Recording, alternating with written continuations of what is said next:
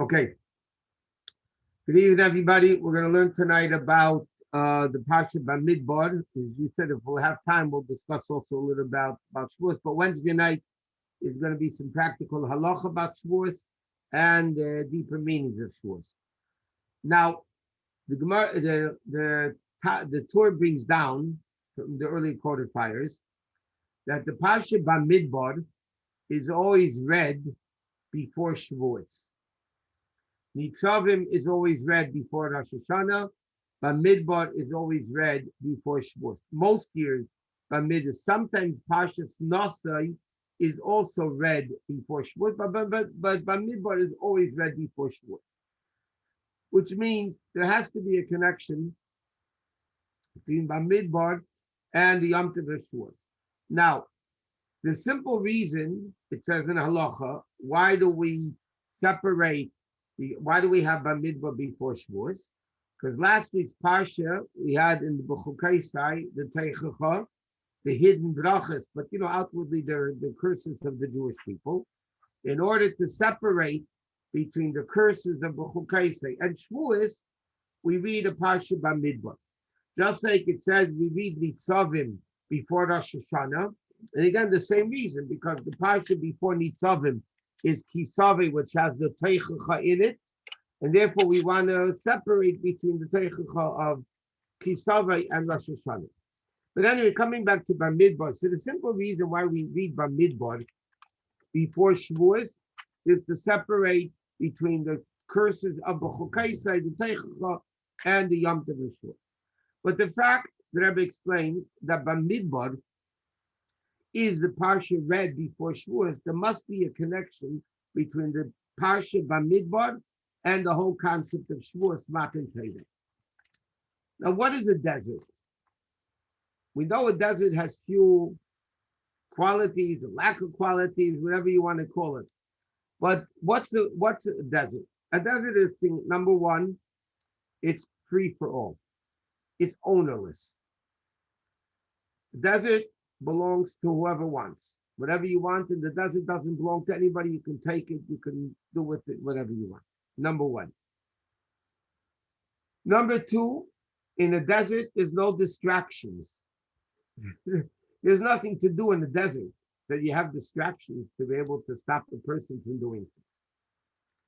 The third thing, uniqueness of a desert, is that a desert is what's called ka'afra de'ara. There's total bittul, total nullification, total subjugation. Nothing's growing. There's no ability even to have ego.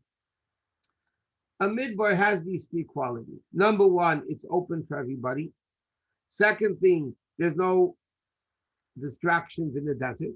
And thirdly, it's the level of bittul, like after the ara, like the dirt of the ground. When it comes to learning Torah, a person needs these three qualities. Meaning like this. The first quality of a desert is that it's free for all. Meaning, when it comes to Torah, it means nobody should ever think that Torah is only for elite people.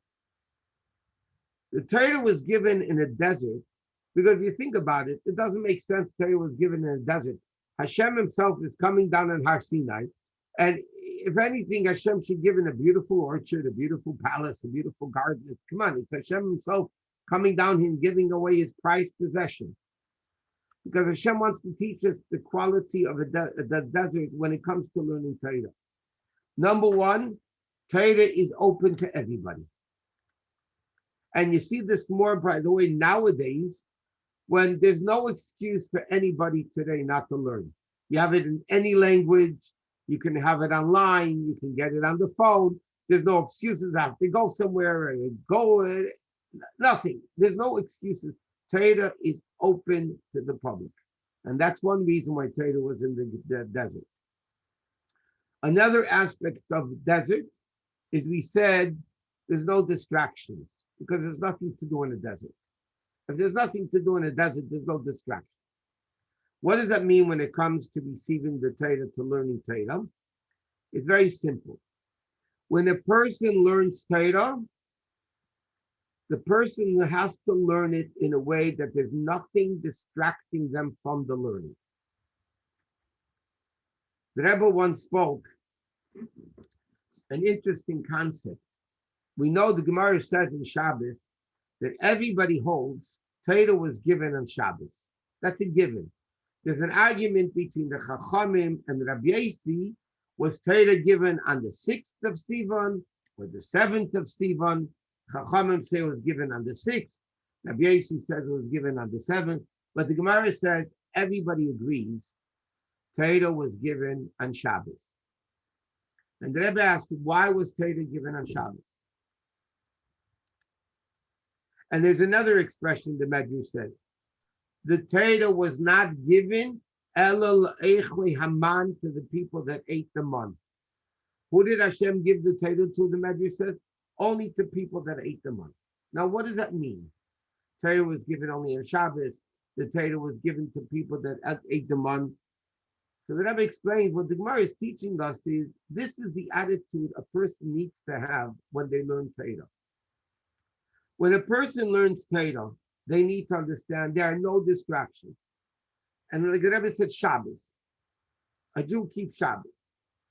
You're in the home and all of a sudden your phone rings. Besides the fact it's probably spam anyway. But bottom line, your phone rings. It will never enter the person's mind to go answer the phone. It's Shabbos. Shabbos and a Jew and Shabbos and phone have no connection. Somebody wants to do a business. On Shabbos, there is no business. There's no telephone. There's no whatever. So the Rebbe says, why was Torah given on Shabbos? Because the Torah wants to teach us that when a person learns Torah, for the time they're in the class learning, or they're sitting down for the 20 minutes, 15 minutes, whatever it is, learning Torah by themselves, there is to be no distraction. Your cell phone rings, right now it's Shabbos. Right now I'm learning Torah, there's no cell phone, there's no distraction. That's why the Torah that Rebbe explains was given in the desert, because the Torah wants to teach us when it comes to learning Torah, there's not to be any distraction. So the first thing is, Torah is open to the public. Nobody can come along and say, it's not mine.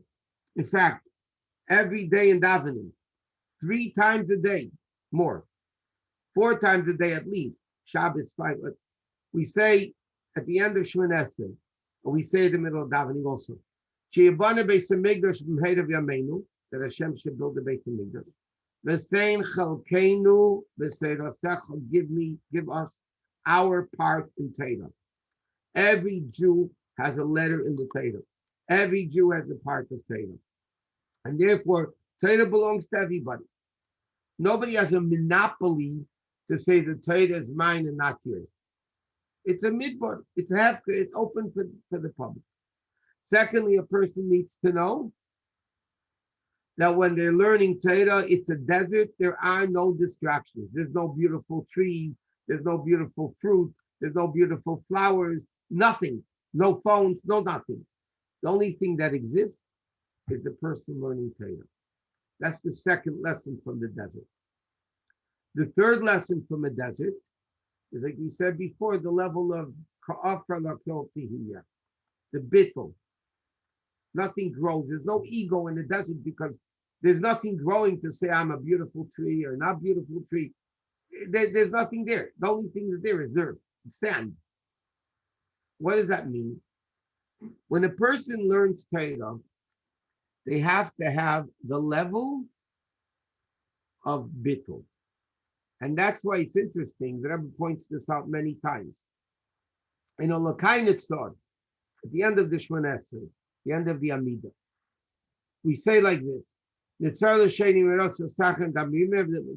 then we say like this. V'nafshi ka'afar lakol tihiyah. My soul should be like dirt to everybody, meaning nothing. And then right afterwards it says, Sach libi b'seirasecha. Open up my heart in your Torah. This is what we're asking Hashem. We're asking Hashem, Nafshi ka'afar lakol tihiyah. My soul should be like dirt, meaning humble, bittul. And then we say, Sach libi b'seirasecha, open up my heart. So the Rebbe asks, what's the connection between the two? They obviously go together. So the Rebbe explains that in order for there to be psach libi b'seidasecha, in order for Hashem to open up the Jew's heart in learning Torah, there's a prerequisite. The prerequisite is nafshi ka'afa lakol tihya. I have to have complete bittul like earth. Why is that so important when it comes to learning Torah? It's very simple. When a person goes to study something, and we mentioned this many times in the Chassidic classes, it's mentioned all over the place. Bottom line is as follows. When a person goes to learn Torah, natural instinct is that if I don't understand it, it's wrong. This is human nature. If me, brilliant, I don't understand it, something got to be wrong with the Torah. That is obviously the opposite of the level of bittul. What is the bittul when it comes to learning Torah? The bittul of coming to learn Torah is very simple. The person has to understand it's God's Torah, it's God's wisdom. And therefore, in essence, I really should not be able to understand anything in Torah. Because Torah is Hashem's infinite wisdom. Hashem's wisdom is infinite. My wisdom is finite. My brain is finite. No matter how brilliant you are, your brain is finite. It's mathematically impossible for a finite creature to understand and reach the infinite. So the attitude of a person going to study Torah has to be, I'm humbled from the mere fact that Hashem allows me to understand anything I could understand in Torah. And that's what the Gemara says, the expression, in the place where you find God's greatness, there is where you will find his humility. In a place where you find God's greatness, Sham, over there, you will find his humility. It speaks about creation of the world. It also speaks about the aspect of Torah. God took his infinite wisdom and put it into a finite book that we're able to understand. That should cause humility in the person. When the person realizes there's a Neising HaTorah, it's God's Torah, and therefore the person comes into awe to say, wow, I could understand anything. That's when your heart is able to be opened up. Because as the Gemara has an expression that Chassidus brings, Kli Mole Eina Machzik. A full vessel cannot put anything into. Kli Reikon, an empty vessel, Machzik, you can put something into, you can hold something. A person who's full of himself, God says, I have no room, there's no room for me. There's no room for my Torah. If a person has humility, over there you can have the level of Torah. In fact, when the Alter Rebbe sent some people to give a haskama to Tanya, there's a few people at the beginning that gave a haskama on Tanya.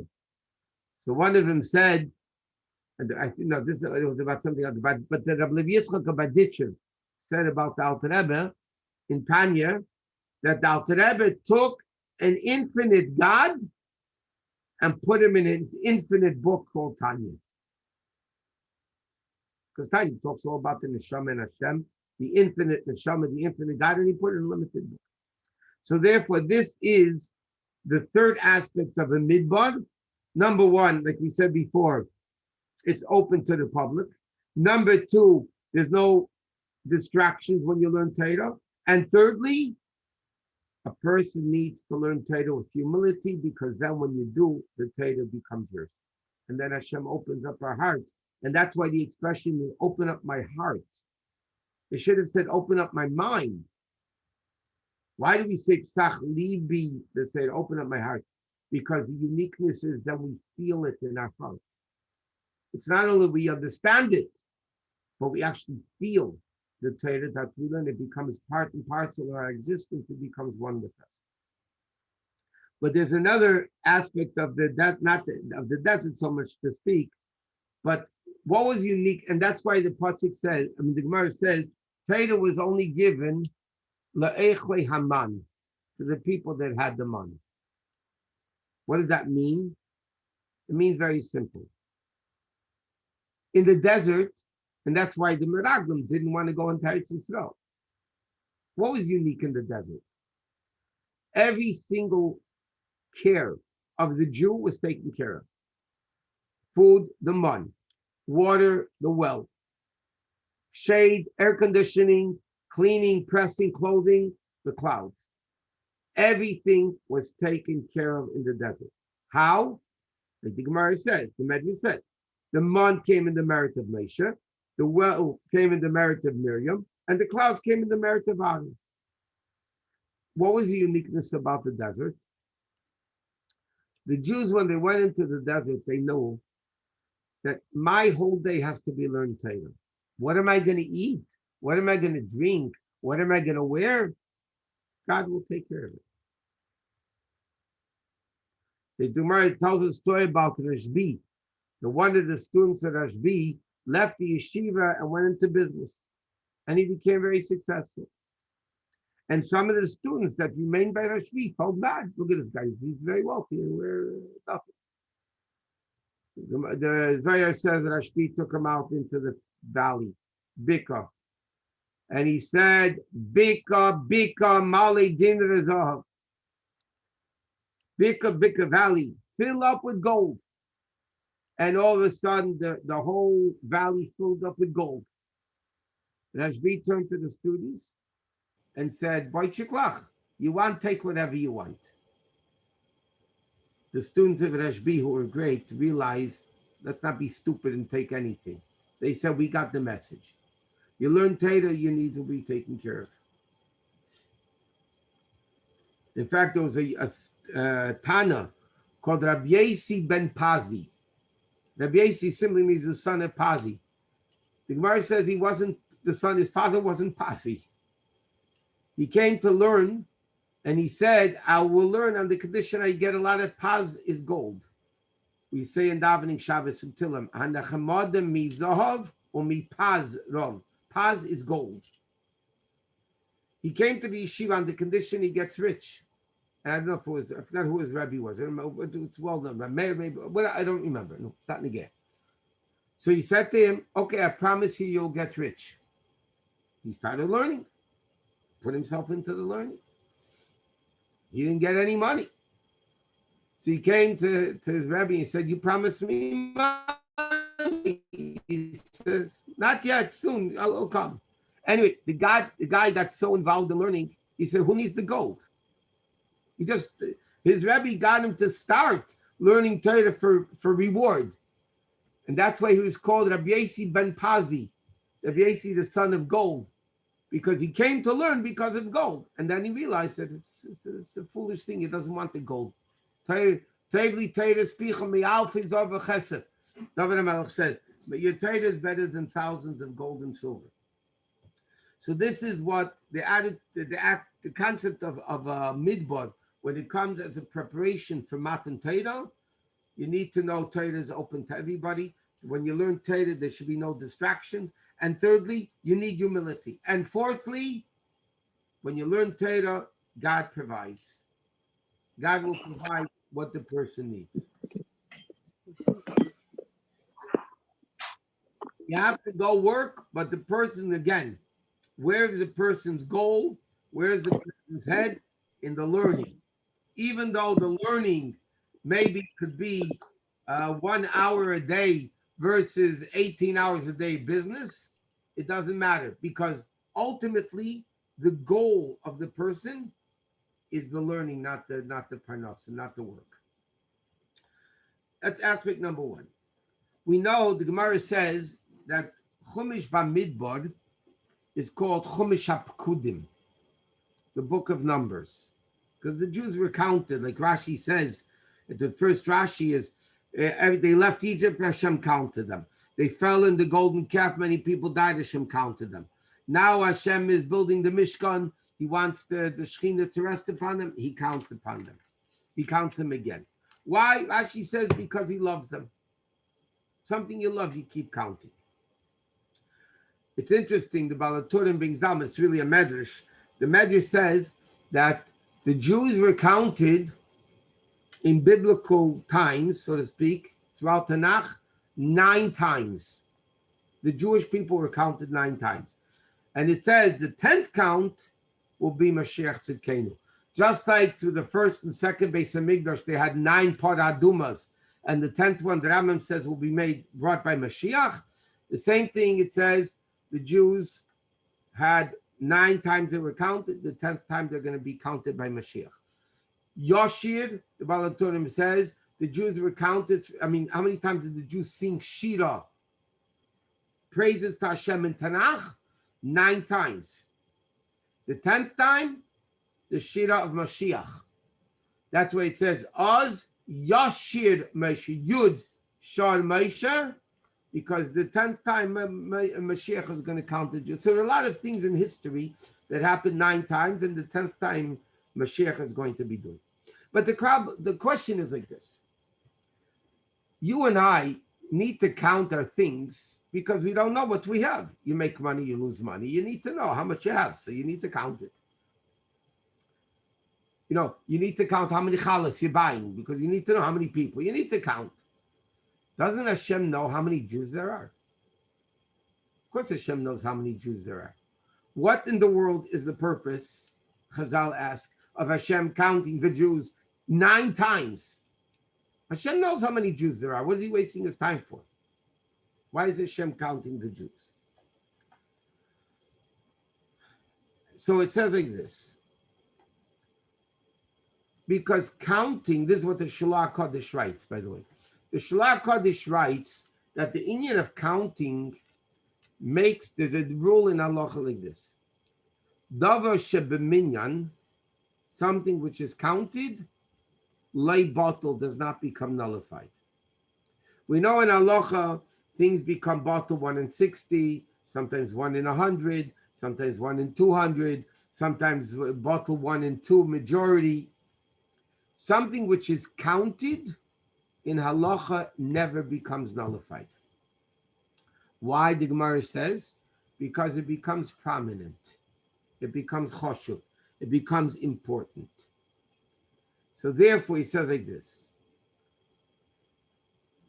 Not only, there's 2 aspects over here that Rebbe explains in the counting. By counting, it becomes important, but the importance makes the necessity to count.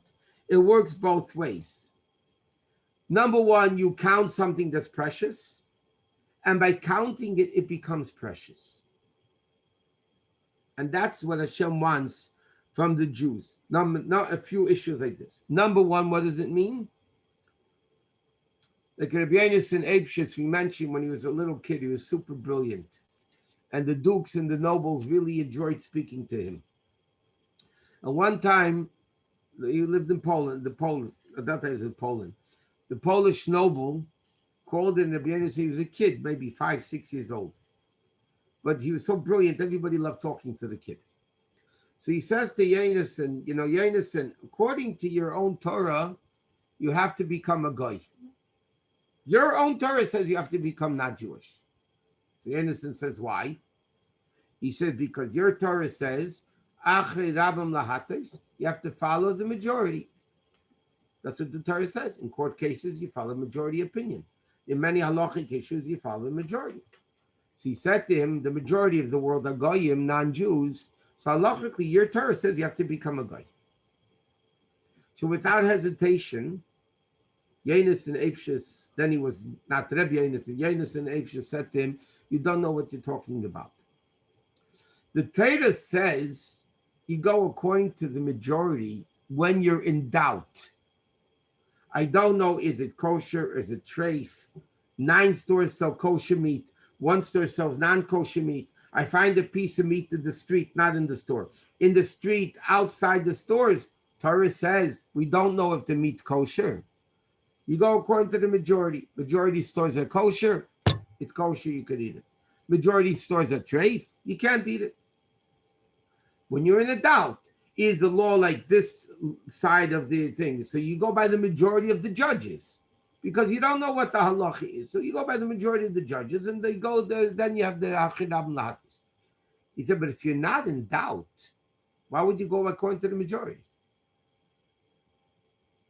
He says, I'm not in doubt if I should be a Jew or not. So it doesn't make sense that you're asking me that I should become a guy because I'm not interested. Okay?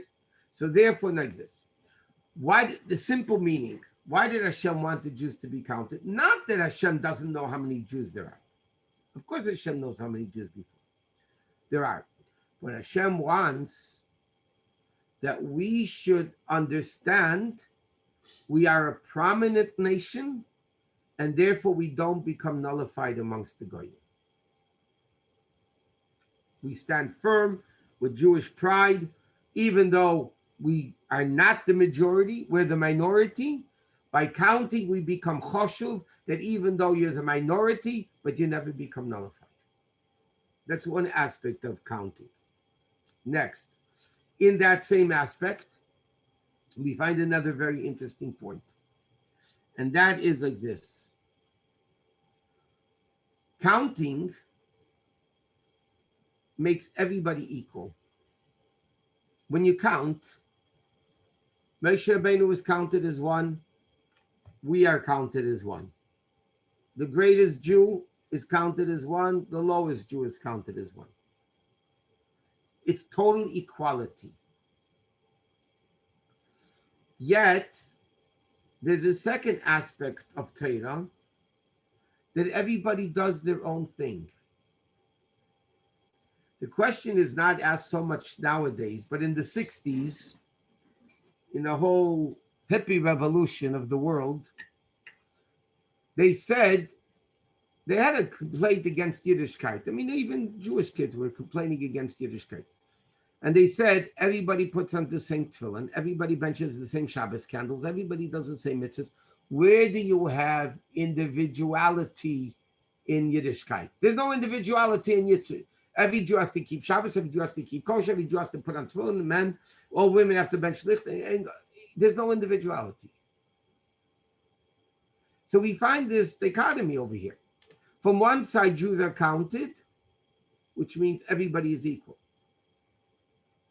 From the opposite side, we demand from every Jew that no Jews do the mitzvahs the same way. How do you reconcile these two things? Because there's two aspects of the Jew. There's an aspect of a Jew that we and Moshe Rabbeinu are equal. What does that mean? Moshe Rabbeinu is not more Jewish than you and I. And I'm not any less Jewish than Moshe Rabbeinu was. In that Nukuda Mishutefes, in that common denominator between all Jews, everybody is equal. That's what counting does. But there's a second aspect. A person has his own unique relationship with God. Yes, all men put on tefillin, but no man, two men put tefillin on the same way. I don't mean the act of tefillin, the intent, the enthusiasm, the inspiration, the feeling. No two Jews do it the same way. There's two aspects of a Yid. There's the way every Yid is equal. 10 simple Jews make a minyan, 9 Moshe Rabbeinus don't make a minyan. There's an inyan of counting that makes every Jew unique. But there's another aspect of Yiddishkeit that every Jew is different. Where do you find this? You find this in a Sefer Torah. Where do you find this dichotomy? From one side, all the Jews are counted, they're all exactly the same, and yet every Jew is different. So there's the simple law in the Sefer Torah. Sefer Torah has letters. God forbid, if one letter is erased, the whole Torah is not good. It's possible. That means if there's a little yud at the end of the Torah, on the last page of the Torah, that means the whole Sefer Torah from the beginning to end is not kosher. I can't even read Bereshis. It's not a kosher Sefer Torah. Why? So we all know, because all the Jews are connected. The Medrash says, God forbid, if there would have been 600,000 Jews minus one, God wouldn't have given the Torah to the Jewish people. And the Rebbe emphasized that means even the guy that walked out of Egypt carrying idols, if he would have been missing at Matan Torah, God wouldn't have given the Torah. Why? Because if there's one Jew missing, every Jew is missing. Every Jew is incomplete. So seemingly achdus, unity. Yet there's another opposite halach in Torah. If two letters touch, two tiny letters touch, the whole Sefer Torah is not kosher. It seems to be a contradiction. Here we're saying unity, unity, unity. Every letter counts and every letter counts. And all of a sudden you say, if two letters touch, it's not kosher. Why? Because that's the double header of Yiddishkeit. From one side of Yiddishkeit, we are all one. Every letter must be there. But every letter, the Gemara says in Halacha, needs to be mukaf gvil. Mukaf gvil means surrounded by parchment. Every letter needs its own space. Two letters connecting are not kosher at all. Yet you're missing a letter, it's possible. That's the same thing in Yiddishkeit. From one side, every Jew is exactly the same. From the other side, though, every Jew has his own unique relationship with God that no other Jew has. Where's the individuality in Torah mitzvahs? No two Jews daven the same. No Jews put on tefillin the same. No two women ben shlich the same. No people keep kosher the same. Everybody's different. Yeah, the act is the same, because that's what unites us. But the intent, the kavanah, that is only by everybody's personal individuality. Next, any questions so far? Also, we'll move on. Okay. What? No questions. Okay, great. Next aspect of counting. People understand this because we just had an American census, the Census Bureau, 2020, right? They did a counting. Now, let me ask you a question. When they do the census, does the president of the United States or the senators go to each one of their states and involved in the counting of the people? No way. They hire minimal wage people or volunteers to go do the census. Why do you need chacham? Why do you need a president of the United States or the senators that seemingly have very important jobs? Why do you need them to do this trivial job of counting people? Anybody can count people. What? I understand that Hashem counts people, right? But doesn't it also say that he counts stars? What's the significance of counting stars? What do the stars do to him? Well, or to anybody? They give light and they serve Hashem and they reveal an aspect of godliness. So why does he have to count them? Well, that teaches us, by the way, another thing, that the stars are limited. Even though the universe seemingly keeps expanding, but the Torah says the universe is limited. That's why Hashem can count names for the stars. But again, Jews are likened to stars that shine, right? Yeah. The Rebbe writes that in Ayem Yem, like the stars that give years ago when people were on a boat or traveling, the stars, the moonlight and the starlight gave them direction. So Hashem says, again, the stars are very important. Every Jew is a star. Every Jew is a shining star. It's again the importance of the Jew. But the question is, why in the world, when it comes to counting the Jews at the beginning of this week's Parsha, who counted the Jewish people? The Torah says clearly, here, Hashem tells to Moshe, Su'u esreish kol adas b'nei Yisrael. And then it says, the third pasuk, Tifkedu eisam l'tziv. You should count them to their numbers. Ata va'aren, you and Aaron.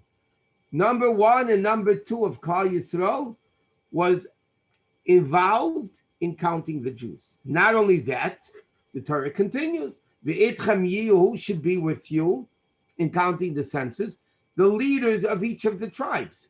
And the Torah enumerates. So they were Elitza ben Shnei, Shlumi ben Shirah, Nachshon ben Aminadav, Kalev ben all the leaders. Right? Now, not Kalev ben Yifrem, I'm sorry, but all the leaders. So it's a very interesting thing over here. Hashem is telling Moshe to count the Jews. Hashem could have said, okay, count the Jews. Moshe Rabbeinu would have hired retired people to go take a census. Why does the census of Torah have to be only through Moshe, Aaron, and the 12 leaders? So the answer is like this. Because, again, what does counting do? Counting brings out the essence of the Jew that makes us all equal. When you say you count and everybody's equal, okay, how am I equal to Moshe Rabbeinu? Because I have Yehudis Greenberg, he has Yehudis Greenberg. Even though the Rebbe says clearly that even then Moshe Rabbeinu is, the Rebbe says in the Maimon, even though Moshe Rabbeinu is different, but simply Moshe Rabbeinu is not more Jewish, I'm not more Jewish. Meaning, or less Jewish. Meaning, what does the counting of a Jew do? It's not counting to know how many people there are. Counting is to bring out the uniqueness and the greatness of the Jew. Who is able to do that? Who is able to reveal the greatness of the Jew? That's only Moshe and Aaron. Only Moshe and Aaron, Hashem says. We're not talking about a census bureau to know how many Jews there are. Because for that, we said before, Hashem knows how many Jews there are. Okay? Hashem could say to Moshe, okay, Moshe, listen, there's X amount of Jews, and that's it. It wasn't a census like 2020 census, Lahavdil, to know how many people there are in America. And how many, that California, this is, since 2020, lost 182,000 people. This just came out, by the way. California lost 182,000 people. That's not what the Jewish counting is all about. The Jewish counting, it says, Tifkadu Esam, Atov, Aaron, Moshe, Aaron, and the Nesiim. They're counting the Jews. Because what is the Jewish count? Jewish count is to bring out the special uniqueness that every Jew has. There's a famous story with the Rebbe Rashab, with the Chassid was once talking with the Rebbe Rashab. And the Rebbe Rashab said about a certain Jew that he's a very, very special Jew. It was a simple Jew, by the way. And the Rebbe Rashab said, this Jew is a very special Jew. And the Chassid said to the Rebbe, I don't see it. I don't see the specialty of this Jew that you're saying he's so special. So the Rebbe Rashab said to him, what do you do for, he knew, but he asked him, what do you do for a living? He said, I'm a diamond dealer. So the Rebbe Rashab said, can you do me a favor? Show me some of your diamonds. The guy got all excited. He brought his pack of diamonds. He puts them out on the table and he starts showing him to the Rebbe Rashab. And he says, you see, this is blue diamond. I don't know whatever they are. This is a blue diamond, is a yellow diamond, green diamond, purple diamond, whatever it is. A Schwarzer diamond, whatever it is. These are all, and he's telling the Rebbe Rashab, you know, the uniqueness, how precious this stone is. And that's versus that's so. The Rebbe Rashab is looking at the stones and he says, you know something, to tell you the truth, to me, they all look the same.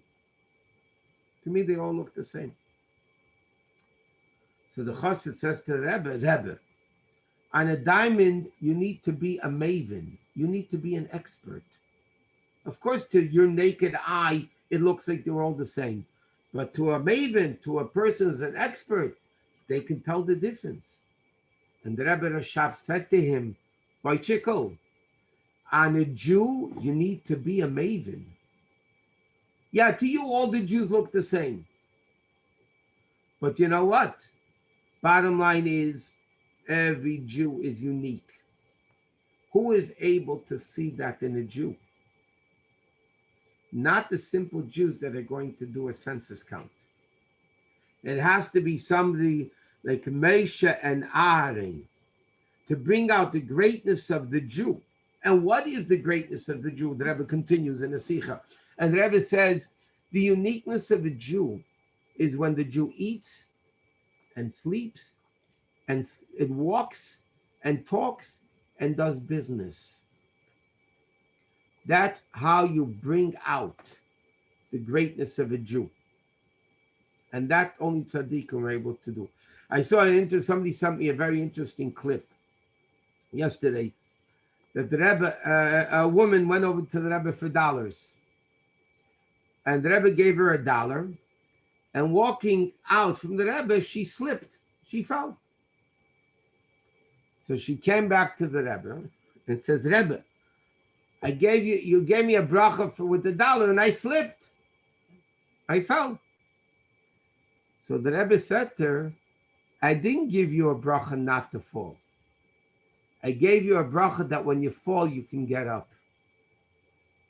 That you can be able to stand up. That's my bracha. In other words, the Rebbe is telling her, what is my role? My role is to get you up even when you fall. That's what my bracha is. There's another interesting story. I probably mentioned it once a long time ago in a class. All right, Rabbi Yosef Weinberg, who was a very prominent Chassid. He was the one that gave the Tanya Shir on the radio every Saturday night.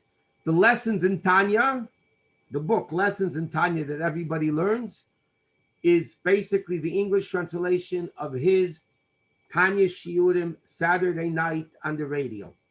Every Mitzvah Shabbos, he would give a Tanya class on the radio. And he went through the whole Tanya. And every class, before he gave the class, he would send in for verbatim, this is in passing, verbatim, word by word, exactly what he's going to be saying on the radio. The Rebbe edited it, always edited. That's why lessons in Tanya are extremely accurate. The Rebbe edited it, and if you ever see lessons in Tanya, the Rebbe added footnotes at the bottom. There's a lot of footnotes from the Rebbe that he says, Rebbe's comment, Rebbe Shlita's comment, and that was what the Rebbe added to this. And he never, sometimes it was Saturday night and the Rebbe didn't give it out yet, and he waited and the Rebbe gave it out, and he ran to the station to broadcast it on the radio Saturday night. It's interesting to note, it's known, and the Rebbe told him, and the Rebbetzin said it, the Rebbe listened to his Tanya Shir every Saturday night on the radio. The Rebbe was home, every Saturday night, the Rebbe listened to his Tanya Shir. Later, when Tanya, and he said, spoke the Sichas, the Rebbe Fabreng that Shabbos, he gave over from the Sichas also, the Rebbe listened to every one of his Saturday night Shir. He was with the executive director of the Lubavitcher Yeshiva. It was a very prominent chassid. One time, somebody called him up with an emergency that he needs a bracha from the Rebbe. So he wrote up, a paper with the bracha, and he ran to 77. He was hoping to catch Rabbi Chadikov, the Rebbe's personal secretary, who in the earlier years would be the last one to go into the Rebbe right before the Rebbe went home. If it was a long Yehudis, at the end of Yehudis, he went in to get directed for the next day, whatever. So he was hoping he would catch Rabbi Chadikov before he went into the Rebbe, that he can get this into the Rebbe that night. He runs to 770. It's too late. Rabbi Chadikov is already by the Rebbe. So he said, okay, you know what I'm going to do? He went to the Rebbe's room and he put the paper on the Rebbe's door handle. He was hoping that when Rabbi Chadikov would walk out of the room, he would see the paper and they would bring it back into the Rebbe. That's what he was hoping. The prayer what happened is Rabbi Chadikov walked out of the room. He didn't realize the paper was there, and the paper fell onto the floor in the Rebbe's room. Which means the Rebbe had to bend down to get the paper. And the Rebbe answered the next day, the Rebbe answered it. So he felt very bad that he made the Rebbe bend down to pick up his paper. He felt very bad. So he wrote into the Rebbe, asking the Rebbe forgiveness that he made the Rebbe bend down to pick up the paper. So the Rebbe answered in the zettel, the Rebbe answered in writing. The Rebbe wrote it in Hebrew, but I'm going to translate it into loose English. Is this not my whole purpose to elevate things, especially that other people don't notice? Okay, basically, the Rebbe said, you're asking me, Mechila, for picking up the paper. My whole life is to pick up Jews, elevate them. That's my whole purpose in life. You don't have to ask me forgiveness. That's what it's all about. The purpose of Moshe and Aaron, Rebbes, counting the Jewish people, so to speak, again, is not a census to see how many people there are in the world, how many Jews there are. It's actually revealing the Nekudas Hayadus, the essence of the Jewish people, to bring out their uniqueness, their greatness, and everything like that. That's why Moshe and Aaron and the Nesim had to count the Jewish people. Wasn't the counting to know how many, because then you wouldn't have, Hashem knows how many there are. You don't need to count it. Why would the Jews need to know how many Jews there are? It wasn't relevant. Hashem knew. Hashem could have told them what to do. No, Moshe and Aaron have to bring out this essence of the Jew. Another interesting thing, the Jews were counted from the age of 20. The Leviim, Hashem says in the Parsha, I want you to count the Leviim from the age of 1 month old. All the rest of the tribes were counted from the age of 20, because in Biben, Esim Shana V'Mayla, from the age of 20, whoever went to the army, the Jews were counted. Comes along Shevet Levi, who was not counted amongst the rest of the Jewish people. Shevet Levi was counted, Hashem says, from 1 month old. In fact, Rashi quotes from the Medrash that Moshe Rabbeinu says to God, how do you expect me to count Leviim from 1 month old? They're with the mothers being nursed. I can't walk into the tents to see how many. So Hashem said, you go to the tent and a voice is going to come out to say how many Leviim 1 month older are there. Okay, but Moshe Rabbeinu had to go to the tent to count how many Leviim there were. And that, what's interesting point about that is that if you Leviim counted from 1 month were a small fraction of the amount of Jews that were over 20.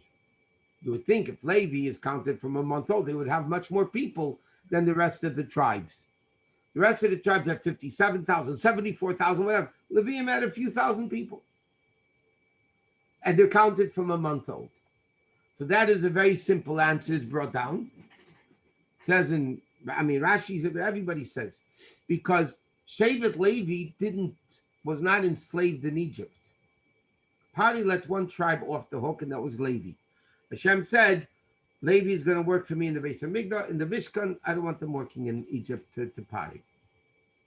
So therefore, the pasuk says, Kashayano, in the beginning of Parsha Shmeis, Kashayano Esim ken yifret. The more the Jews were tortured, the more they multiplied. Jewish of the other tribes had 6 at a shot, which means probably if they had twins, they had 12. If they had triplets, they had 18 at a shot, which I don't know, but that's similar. But they had 6 at a shot. Levi was not enslaved. If Levi wasn't enslaved, they gave birth naturally. How many kids can you have already in that amount of time? So they had a few thousand people here and there. But what's unique about Levi is they're counted from 1 month old. Why from 1 month old? So Hashem said, as we know, a pinyan aben when you redeem the firstborn, he has to be over 30 days old. That's what you do a pidyon haben on the 31st day. Because a kid, in order to have an established fact of life, meaning, how do you know for sure the kid is alive? When he's alive for 30 days. Therefore, less than 30 days, there's no pidyon haben. Why? The father could tell the kohen, maybe the kid will die, I don't have to give you the money. So therefore, the din is 30 days is what's called a chazaka of being alive. And therefore, I mean, it manifests itself into halachas, besides pidyon haben. God forbid, if somebody kills a baby under 30 days old, they don't get capital punishment because we don't know for sure the baby is going to live. Maybe you're killing a dead body who's going to die anyway less than 30 days. But the bottom line is Levi was counted from the age of 30 days. And Rashi says, why is that? Kedai hoyse l'gyena shel melech. Rashi says that here when it speaks about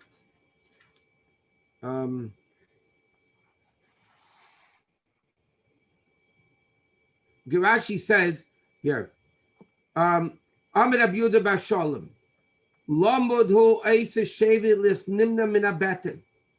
The tribe of Levi was so prominent, they should have been counted from the day they're born. What? Why? Because Levi gave birth to Yocheved.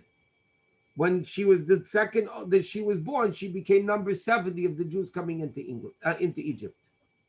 So Levi has a connection to, even from birth, they're already God's army.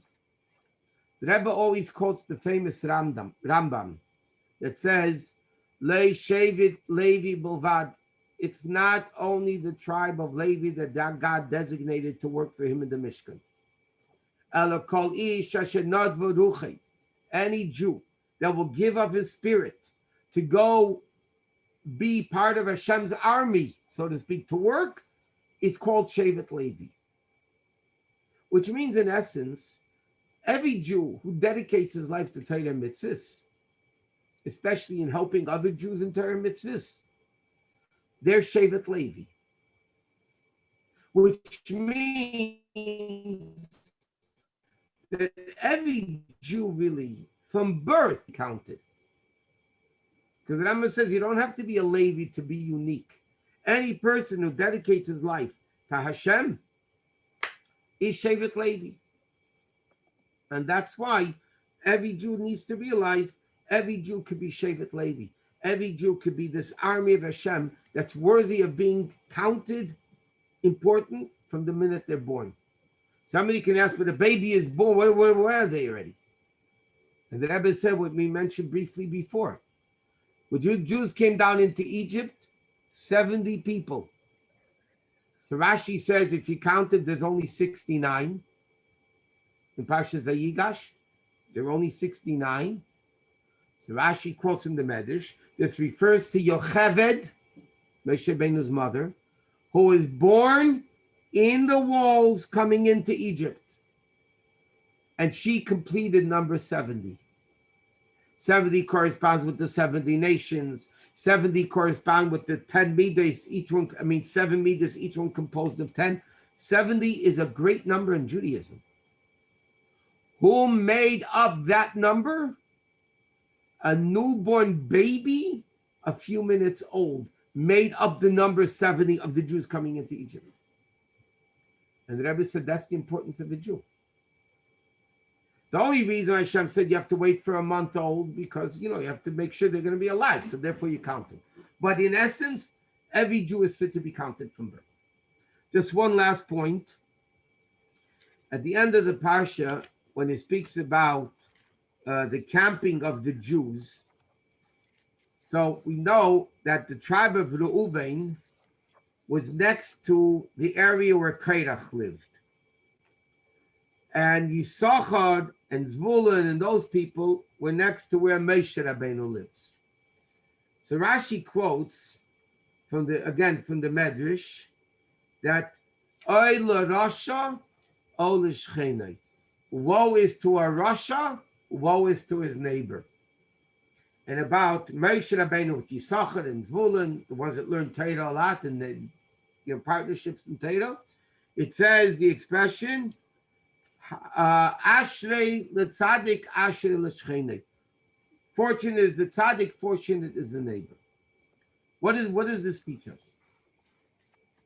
This teaches us the importance of good neighbors, meaning, who are your friends? It's so important, not only, especially for children.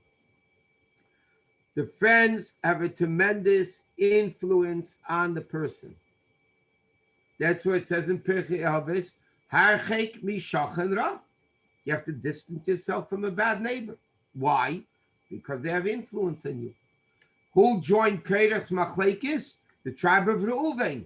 Why did Reuven join Korach? Because they were Korach neighbors in the desert. Why did the tribe of Yisachar join Moshe Rabbeinu in the learning? Because they're Moshe Rabbeinu's neighbor. And this is a very important lesson that people should know, that who you associate with is extremely important. Somebody once, I heard this from my father, somebody who was a great man once said a word. He said, tell me who your friends are and I will tell you who you are. You want to know who a person is? Look who their friends are. Then you can tell who the person is. Because neighbors have a tremendous impact on each other.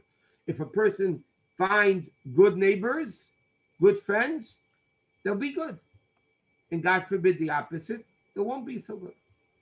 So this is again a lesson from Parsha Bamidbar as we prepare ourselves for Shavuos.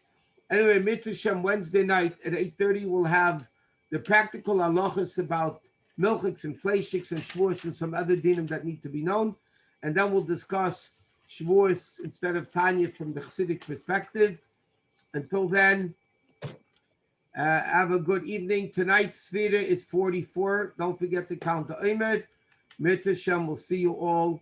Don't forget, tomorrow night and Wednesday is Rosh Chodesh. For the first 12 days of Sivan, there is no Tachnun. Thank you. Thank you very much, Thank Rabbi. you. Thank you. Thank Thank you, Rabbi. Appreciate it.